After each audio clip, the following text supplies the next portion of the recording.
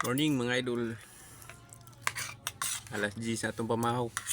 Kay nagilakaw pa ta.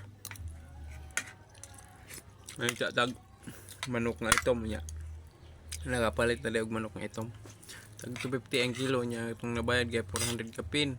Hangyo na to gamay 400 atong nabayaran. Sugo sa ato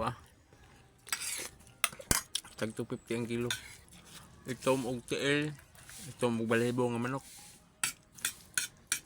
Kaya nga ay gamitan. Isugo sa ato Pag atong sudan daray. Ay sudan na to. Isda nga sinabaw.